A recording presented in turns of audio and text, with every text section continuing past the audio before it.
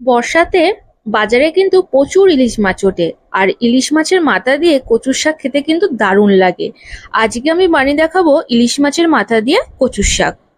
প্রথমে এখানে অনেকগুলো কচুর ডাঁটা নিয়ে নিয়েছি, এই ডাঁটাগুলোকে আমি ছাড়িয়ে নেব। ডাঁটাগুলোকে এইভাবে আমি কেটে নিয়েছি। এবার এই ডাঁটাগুলোকে আমি জল দিয়ে ভালো করে ধুয়ে নেব।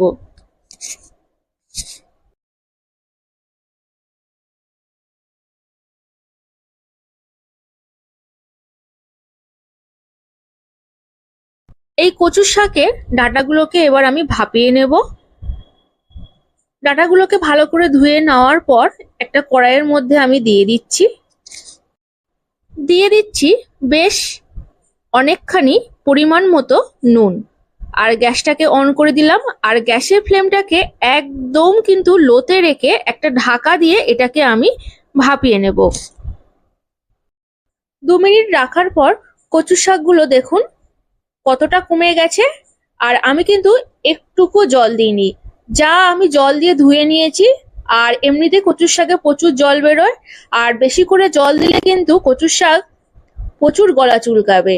সেই জন্য একটুকু জল না দিয়ে এরকম ভাবে একবার হলেও রান্না করবেন। আবার ঢাকনা দিয়ে কিছুক্ষণ আমি রেখে দেব। ঢাকনাটা খুলে আবার আমি চেক করে দেখবো, দেখুন কতটা কমে গেছে। একদম কিন্তু জলটা আর নেই। গ্যাসটাকে অফ করে দিলাম, এটাকে এবার আমি ছেঁকে নেব।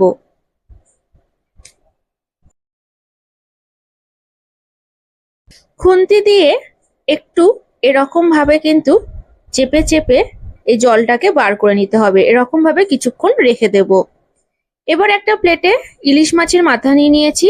এবার এই ইলিশ মাছের মাথাকে আমি ভেজে নেব। প্রথমে 1 চামচের মতো নুন দিয়ে দিচ্ছি, 1 চামচের মতো হলুদ গুঁড়ো দিয়ে দেবো। তারপরে হাত দিয়ে ভালো করে মাখিয়ে নেব।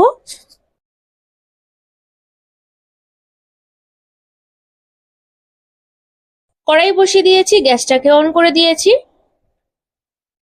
কড়াইটা গরমও হয়ে গেছে, দিয়ে দেব সর্ষের তেল। আর এই রান্নাটা কিন্তু আমি পুরোটাই সর্ষের তেলেই করব। তেলটা গরম হয়ে গেছে, এবার ইলিশ মাছের মাথাগুলোকে এই তেলের মধ্যে দিয়ে দিচ্ছি। আর ভালো করে মাছের মাথাগুলোকে আমি ভেজে নেব।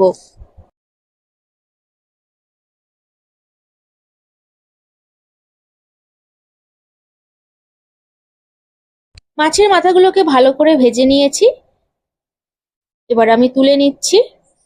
তেলটা আছে, এই তেলের মধ্যে কিন্তু আমার রান্নাটা হয়ে যাবে। আর এই তেলের মধ্যে দিয়ে দিচ্ছি 1/2 চামচের মতো কালো জিরে, 3টে শুকনো লঙ্কা দিয়ে দিলাম, 2টো তেজপাতা এই তেলের মধ্যে ছিঁড়ে দিয়ে দিলাম। খুন্তি দিয়ে ভালো করে একটু নেড়ে ছেড়ে দিচ্ছি। আর শুকনো লঙ্কাগুলোকে একটু ফাটিয়েও দিলাম।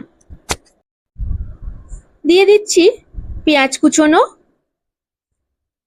একটা গোটা পেঁয়াজ এরকম ভাবে কুচোনো দিয়ে দিলাম। এবার খুন্তি দিয়ে একটু নেড়ে চেড়ে দিচ্ছি। দিয়ে দেব 1 চামচের মতো আদা বাটা, দিয়ে দেব 1 চামচের মতো রসুন বাটা। খুন্তি দিয়ে ভালো করে একটু মশলাটাকে কষিয়ে নিচ্ছি। দিয়ে দিচ্ছি খুব সামান্য পরিমাণ নুন। যেহেতু কচুর শাকে নুন দিয়ে ভাপিয়ে নিয়েছি, তাই অল্প পরিমাণ দিয়ে দিলাম। 1 চামচের মতো হলুদ গুঁড়ো দিয়ে দিলাম, 1 চামচের মতো লঙ্কার গুঁড়ো দিয়ে দেব, 1 চামচের মতো জিরের গুঁড়ো দিয়ে দিচ্ছি, 1 চামচের মতো ধনের গুঁড়ো দিয়ে দিচ্ছি। এবার সবকিছুকে ভালো করে মশলাটাকে কষিয়ে নিচ্ছি। এরকম ভাবে কচু শাক একবার হলেও রান্না করবেন, দেখবেন একটুকু কিন্তু গলা চুলকাবে না। দিয়ে দিচ্ছি ভাপানো কচু শাক। সবকিছুকে ভালো করে কষিয়ে নিতে হবে। আর এর মধ্যে কিন্তু একটুকু জল দেওয়া যাবে না। ভেজে রাখা ইলিশ মাছের মাথা দিয়ে দিলাম। খুন্তি দিয়ে ইলিশ মাছের মাথাকে একটু ভেঙে দিচ্ছি। আর আপনারা কিন্তু ভাজার পরে হাত দিয়েও কিন্তু ইলিশ মাছের মাথাকে ভেঙেও দিতে পারেন। এইভাবে সবকিছুকে একসাথে একটু মিশিয়ে দিচ্ছি।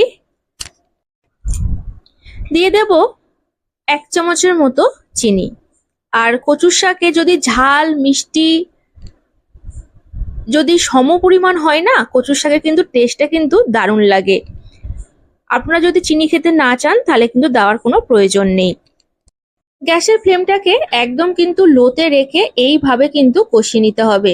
আর এইভাবে কিন্তু শুকনো শুকনো করে কচুর শাক রান্না করতে হবে। দেখুন কড়ার গায়ে কিন্তু একটুকু লেগে যাচ্ছে না, একদম কিন্তু উঠে আসছে। খুন্তি দিয়ে একটু দেখিয়ে দিচ্ছি, এই দেখুন কড়ার গায়ে কিন্তু একদম লেগে যাচ্ছে না, একদম কিন্তু উঠে আসছে। আর এরকম ভাবে কিন্তু রান্না করলে কচু শাক একটুকুও গলা চুলকাবে না।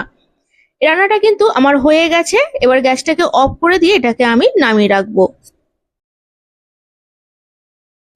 একটা প্লেটে আমি ঢেলে দিচ্ছি। এই দেখুন তৈরি হয়ে গেছে ইলিশ মাছের মাথা দিয়ে কচুর শাক। বর্ষাকালে গরম গরম ভাত দিয়ে খেতে কিন্তু দারুণ লাগে। যদি আমার এই রেসিপিটি ইউটিউব থেকে দেখেন তাহলে আমার চ্যানেলটিকে সাবস্ক্রাইব করবেন। যদি ফেসবুক থেকে দেখেন তাহলে আমার পেজটিকে অবশ্যই ফলো করে দেবেন।